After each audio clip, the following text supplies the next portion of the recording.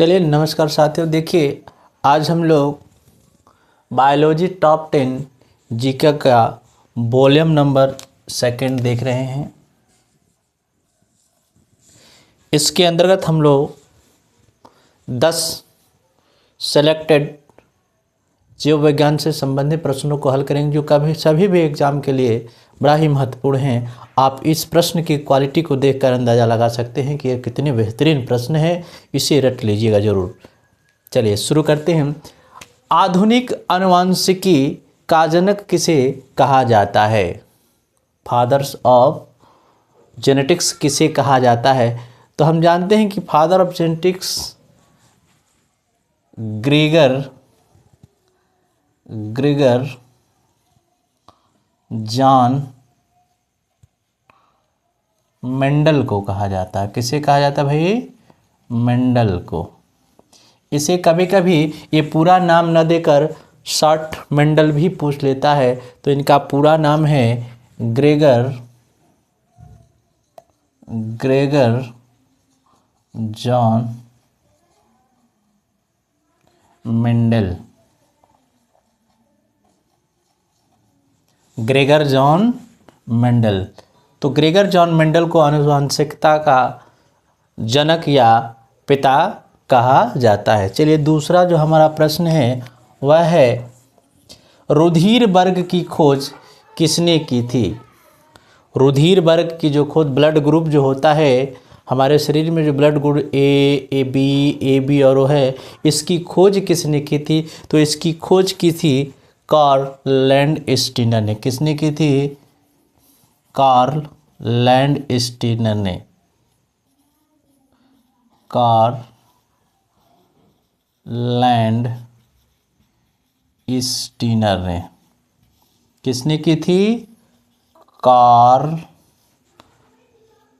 Landsteiner ने की थी। किसने की थी भाई? कार्ल लैंडस्टीनर ने ब्लड ग्रुप की खोज की थी। देखिएगा अगला जो हमारा प्रश्न है वह एक सुजननकी का जनक किसे कहा जाता है? सुजननकी का जनक किसे कहा जाता है? किसे कहा जाता है? देखिएगा सुजननकी का जनक किसे कहा जाता है? तो देखिए सुजननकी का जनक एक गाल्टन नामक वैज्ञानिक थे, क्या नाम है उनका? गाल्टन को क्या नाम है भाई? गाल्टन को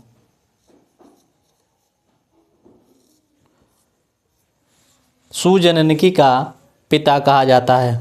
ठीक। अगला जो है, किस रक्त वर्ग को सर्वग्राही कहा जाता है?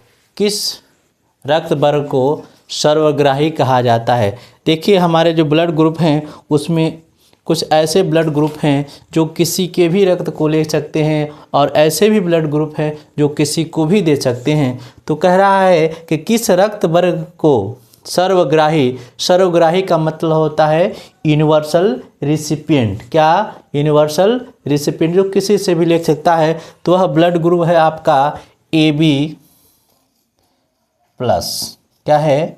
AB प्लस जो होता है ब्लड ग्रुप, वह किसी का भी रक्त ले सकता है। तो आंसर क्या होगा? AB plus. चलिएगा और अगला जो हमारा क्वेश्चन वह है किस रक्त वर्ग को सर्वदाता कहा जाता है? सर्वदाता मतलब यूनिवर्सल डोनर, जो किसी को भी दे सकता है। तो वह है आपका उत्तर, इसका होगा उत्तर होगा O नेगेटिव। क्या होगा उत्तर? O negative. चलिए इसका स्क्रीनशॉट ले लीजिए। अगला क्वेश्चन हम चलते हैं। चलिए अगला क्वेश्चन देखते हैं। मनुष्य में ऑटोसोम्स की संख्या कितनी होती है?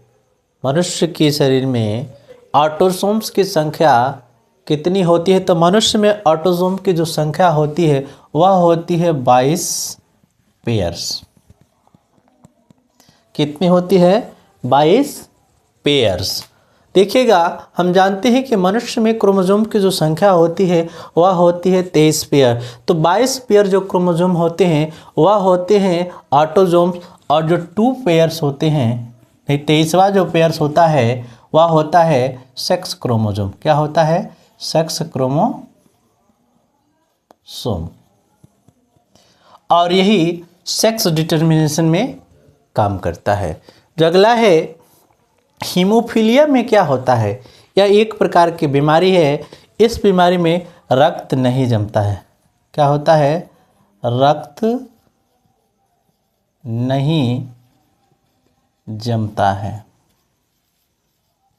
चलिए नेक्स्ट क्वेश्चन देख लेते हैं। 8वां, जीन नाम किस वैज्ञानिक ने दिया था? जो जीन शब्द है वह किसने दिया था? तो जीन शब्द दिया था जॉनसन ने। किसने दिया था? जॉनसन ने। किसने दिया था भाई? जॉनसन ने।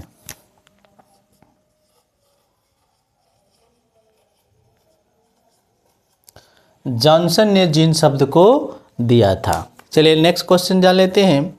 मटर के पौधों में गुणसूत्रों की संख्या कितनी होती है? मटर के पौधे में गुणसूत्र कितने पाए जाते हैं? तो कितने पाए जाते हैं?